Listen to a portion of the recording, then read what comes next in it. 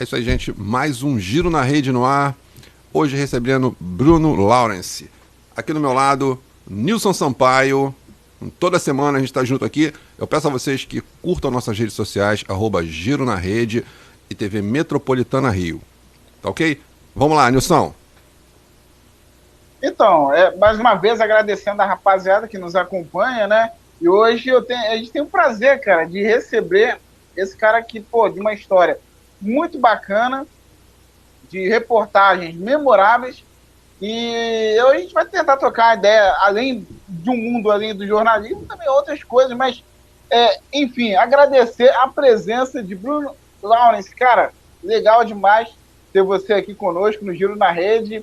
Bruno, um prazer recebê-lo aqui no programa. Imagina, cara, o prazer é meu. Vamos trocar ideia, bater papo e contar história, lembrar de coisas boas, falar de coisas atuais. Estamos aí para isso. Prazer.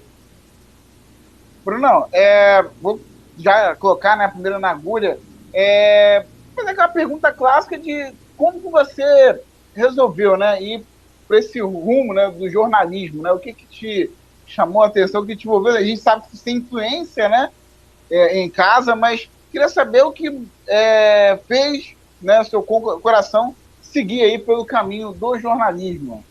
Não, acho que quem trabalha com jornalismo esportivo, basicamente em algum momento tentou ou quis ser atleta, né? Então, comigo não foi diferente. Eu queria jogar basquete, joguei basquete, tentei fazer disso uma profissão, mas não era bom o suficiente, óbvio.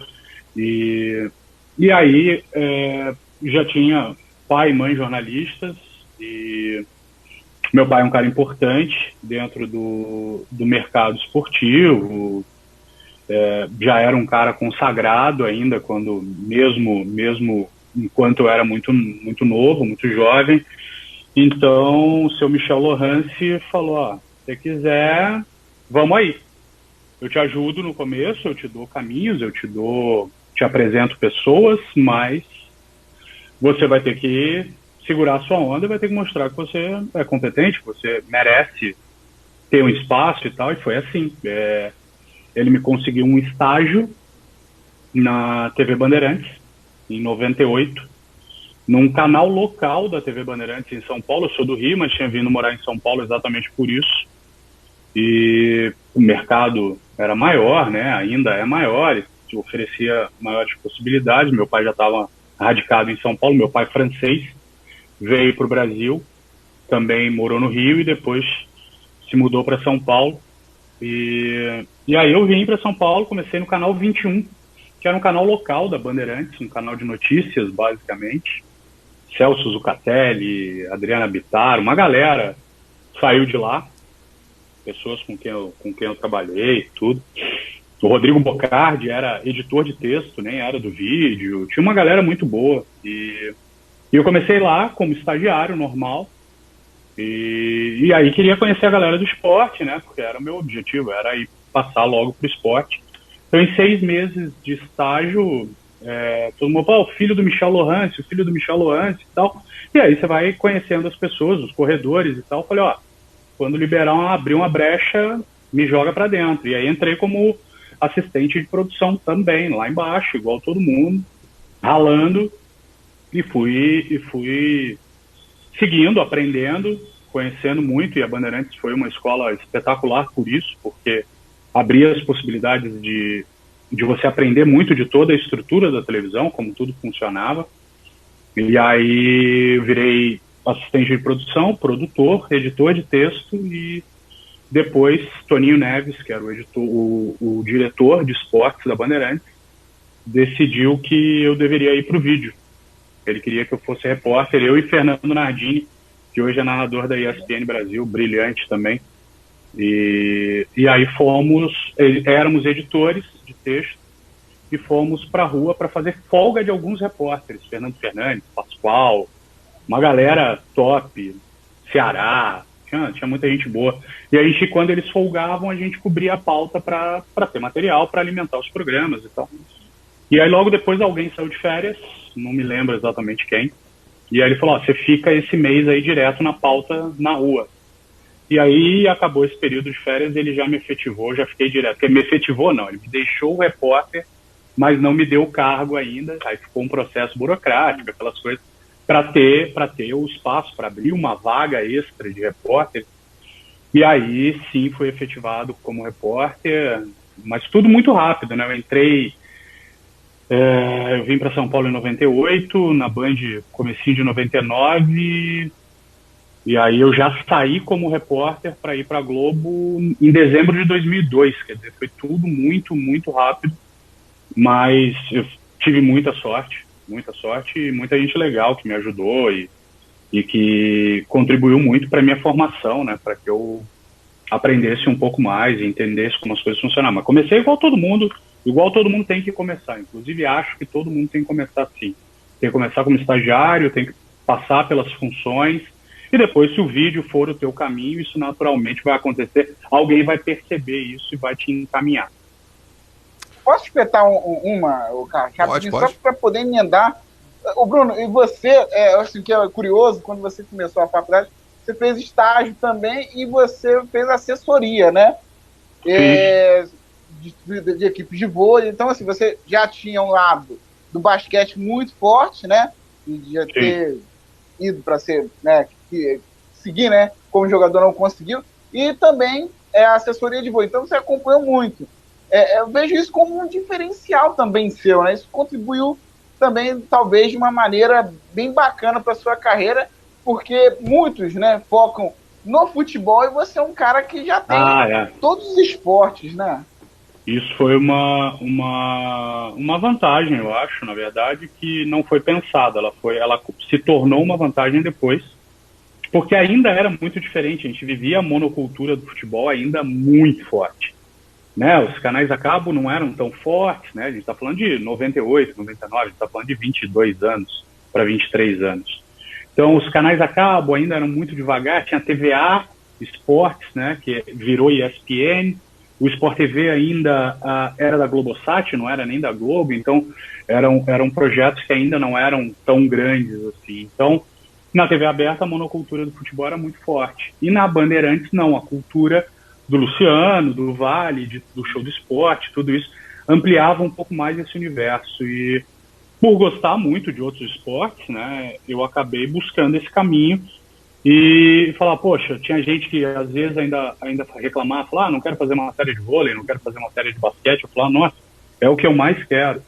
E acabou depois sendo uma vantagem importante para mim, porque são esportes que, poxa, o vôlei, então, ganha tudo, né? Então, sempre tinha um campeonato importante, uma possibilidade de uma matéria se tornar grande, né? E foi algo que me abriu inúmeras portas, muito. Poxa, eu fiz um campeonato brasileiro de basquete, ainda não era nem o NBB, com o Silvio Luiz narrando basquete, o campeonato inteiro. Era o primeiro campeonato adulto do Nenê, antes dele ir embora para a NBA. O Leandrinho era um moleque de 19 anos que era reserva do time de Bauru, sabe? O mundo era bem diferente. E fiz vôlei, fiz Superliga com o Luciano do Vale narrando. Então, são coisas que, poxa, que são muito grandes e que foram experiências maravilhosas, assim, para minha vida e oportunidades que eu não teria no futebol naquela época, né? Porque os grandes caras os grandes repórteres tinham a preferência das grandes coberturas, nos grandes momentos e os outros esportes acabaram abrindo portas para mim muito, muito especiais. Ô Bruno, você está dentro do mundo, né, do jornalismo esportivo, você vive isso no teu dia a dia, mas a gente está aqui fora, né, e acompanha pouco que tem. Qual a visão que você tem do jornalismo hoje em relação a esportes como basquete, vôlei, os campeonatos das ligas menores, né, do futebol e tudo? Como é que você vê isso aí? Porque eu não sei se eu estou errado, mas até um tempo atrás a gente tinha pouca informação sobre isso, né? A Band, o Luciano do Vale, né, aquele projeto do Luciano, Trafic, tudo, foi o que deu uma abertura maior né, porque investiram em outros esportes, né, e acabaram obrigando as outras também a investirem. E Claro. hoje, né, com essa democratização da informação, essa coisa da internet e tudo, a gente vê mais, a gente tem mais acesso, mais informação de campeonatos, a gente acompanha Série B, Série C e tudo. Mas você que está aí dentro, como você vê isso aí? O mercado ainda é relutante e isso acaba influenciando também no desempenho desses esportes que não tem tanta visibilidade? Total, cara. A gente tava até vendo uma discussão hoje.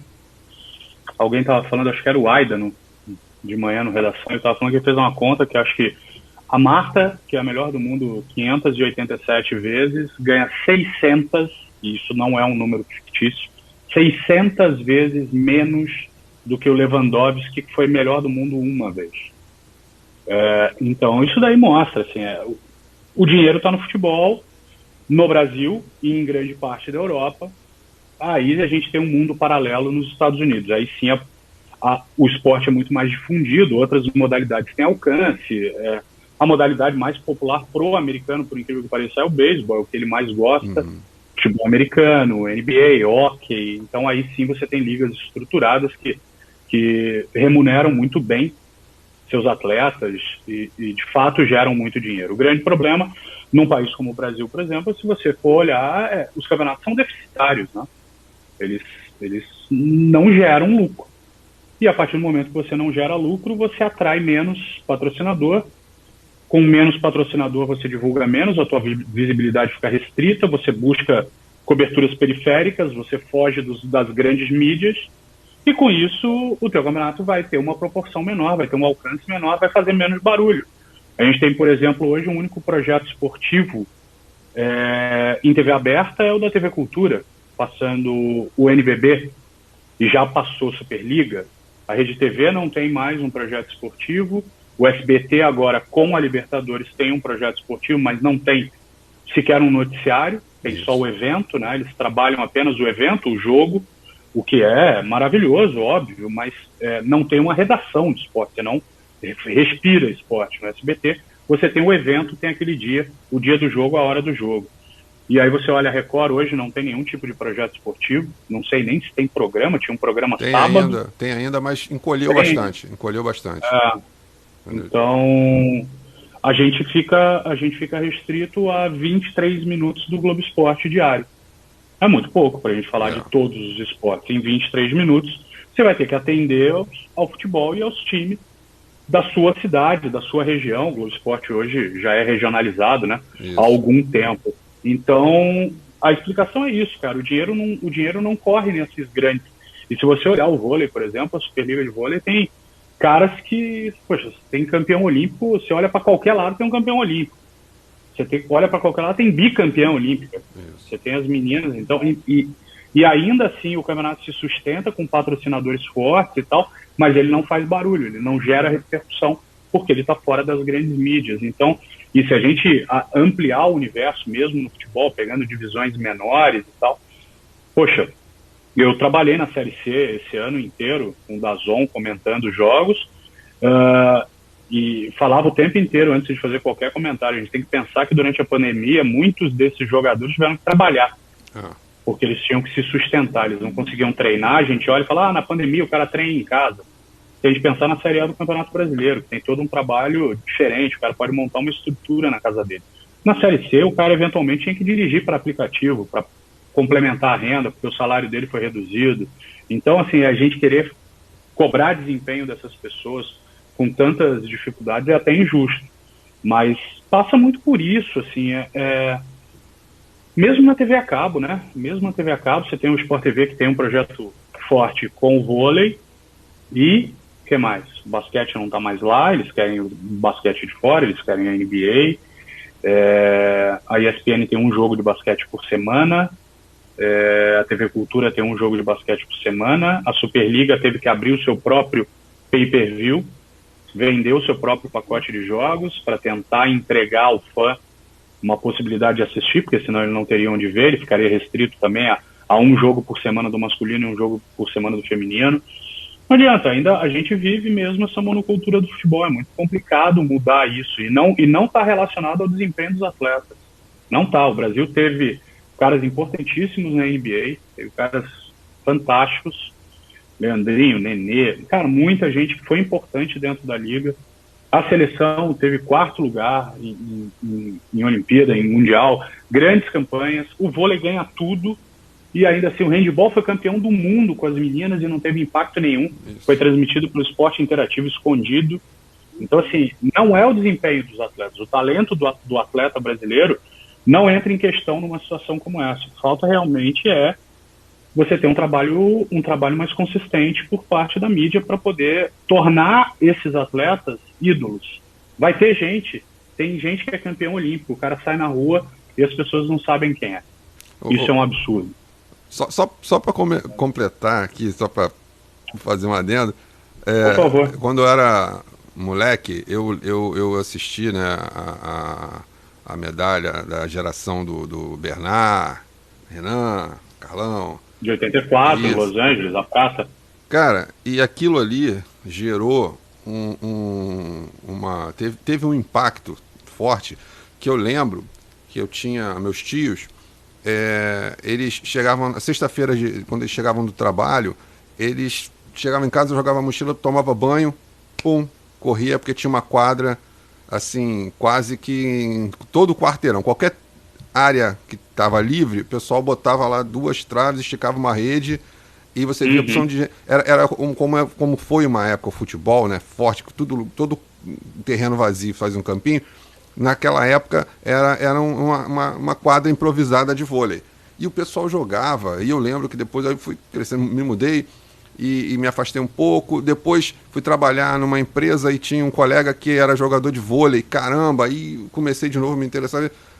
E depois de um tempo, isso foi sumindo. E é exatamente isso que você está falando. Acabou. Hoje... O Brasil ganhou em 92, a Olimpíada de Barcelona, ganhou agora em 2016, a Olimpíada do Rio, foi 3 vezes campeão mundial. As meninas foram campeãs olímpicas em 2008 e 2012, e nada disso tem impacto. O Nauber começou a jogar vôlei na rua, no Rio de Janeiro, porque ele viu a geração do Bernard ganhar a prata em Los Angeles, e virou um dos maiores jogadores da história do mundo. Então, assim, de fato, a hora que você entrega ídolos, que você torna essas pessoas reconhecidas, elas passam a influenciar da maneira positiva. As crianças vão querer se espelhar em alguém que deu certo, mas elas precisam saber quem deu certo. Exato. E se elas não souberem, fica muito complicado. Esse é o maior problema. Eu acho que é um dos grandes problemas. Eu acho que o último jogo de vôlei, assim, de bairro que eu vi, cara, mais ou menos uns 7 anos atrás.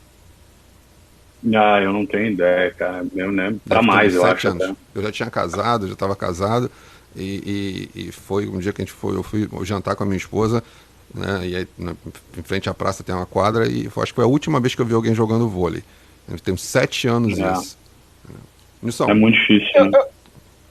Eu queria meio que cortar o assunto e ir para outro assunto, que é o seguinte, né, a questão mesmo do jornalismo, né? Hoje a gente tem uma onda de youtubers, né, jornalistas, né? Uns muito bons, outros muito segmentados, do Bruno. Queria saber de você qual é a sua visão, né, disso, dessa onda, né, do jornalismo segmentado ao clube, né? Jornalistas que defendem o seu clube e muitas das vezes acabam também defendendo dirigentes. Então, a vírgula, para mim, vira o problema.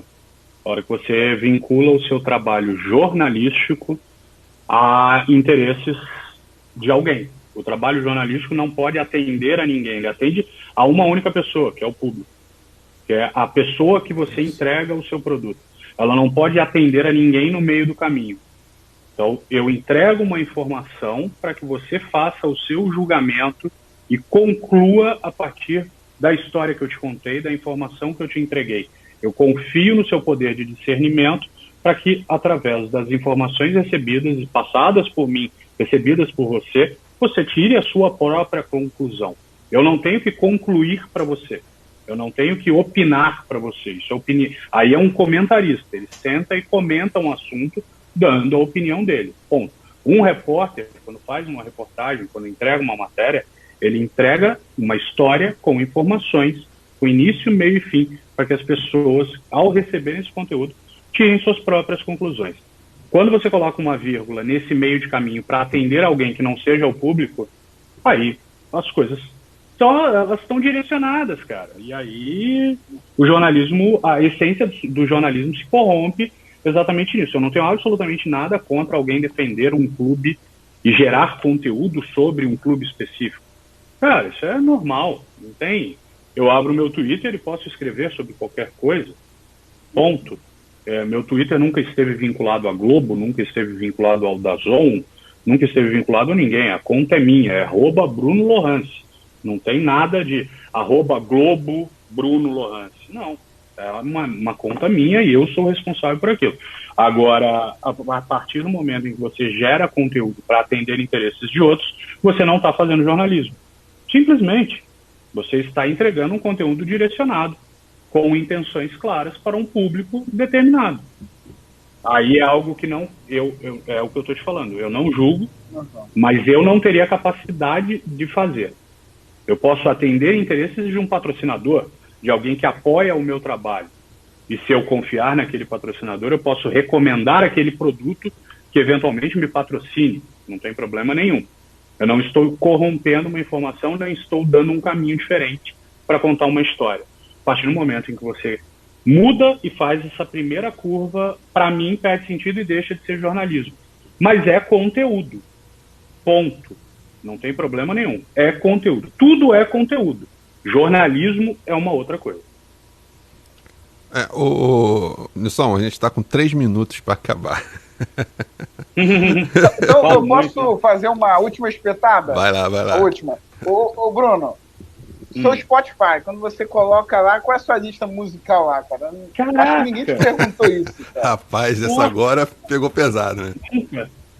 Pagode, velho. Pagode pra caramba. Muito pagode, muito samba. Ninguém imagina, né? Pantelão, né? Não, cara. A cara de trouxa, você né? Não, você tem um jeito que o cara escuta Foo Fighters, alguma coisa do tipo. Não.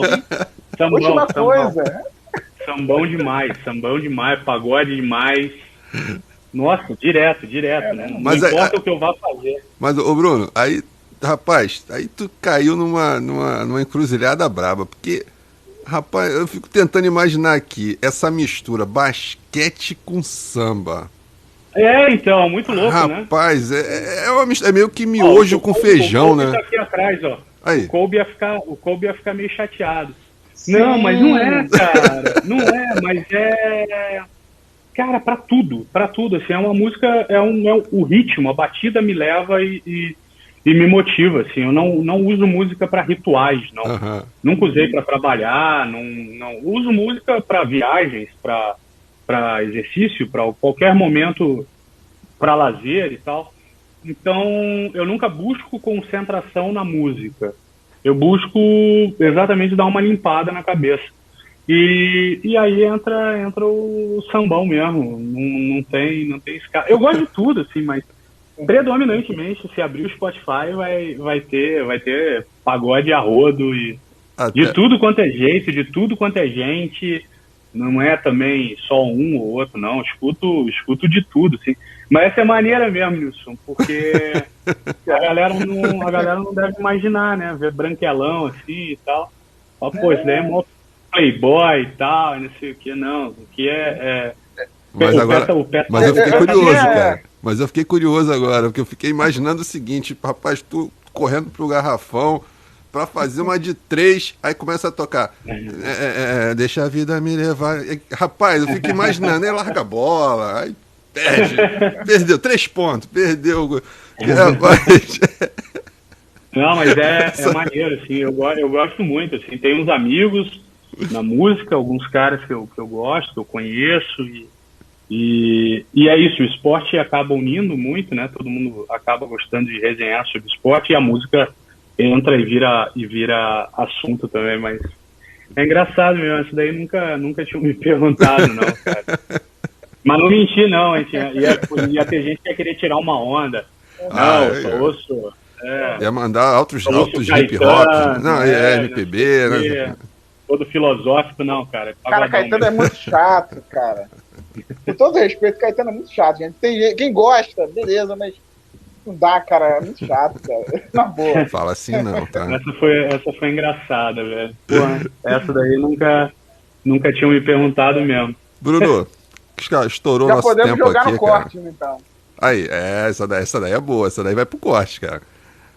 Altas revelações. Jogando basquete ao som de Zeca Pagodinho e Catinguelê. Caramba, olha que dupla, cara. Pego muito também, tô lá. Não, apesar que se tu botar um molejão, pô, dá um pique legal, né? Dá pra fazer umas, né, umas cestas maneiras aí com molejão, cara. Tem tudo a ver, né? Eu tô botando uma pilha no Bruno, mas no meu Spotify lá, o Thiaguinho, cara, eu sei que muita gente vai...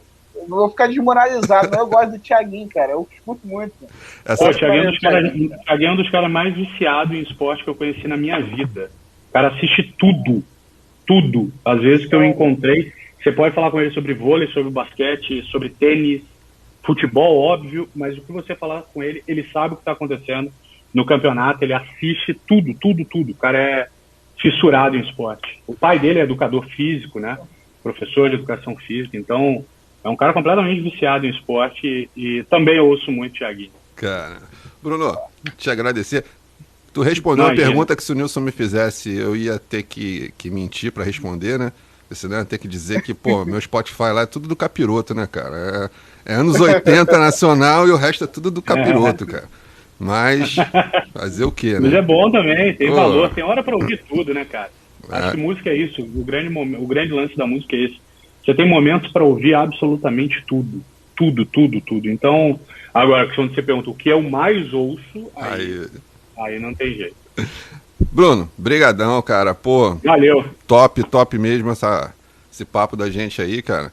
Espero que mais à frente a gente possa fazer um outro, porque tem que ter muito assunto. O tempo, cara, infelizmente...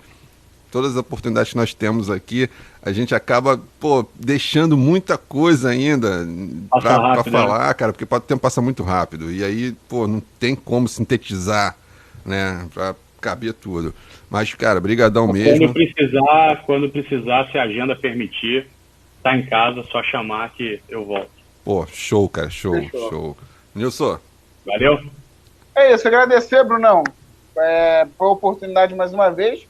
Já sinta-se convidado e acho que aí é um bom tema a gente fazer uma próxima live aí falando de cinema e música. Acho que é uma boa aí. Demorou. Tamo junto. Obrigado aí, um abraço para todo mundo e que todos se mantenham saudáveis e lembrem-se que a pandemia ainda não acabou, tá longe de acabar, então por favor, galera, vamos continuar se cuidando e cuidando dos nossos, que é o que a gente pode fazer. O nosso controle só tá dentro da nossa bolha de casa, então que todos possam se manter saudáveis e se cuidando, por favor. Isso aí. Gente, obrigado. Curtam nossas redes sociais, @Giro na Rede. Nos acompanhem no YouTube, no Instagram, no Facebook. E nós também estamos nas principais plataformas de podcast, na Apple, no Google, no Spotify. E na semana que vem nós voltamos com mais um Giro na Rede.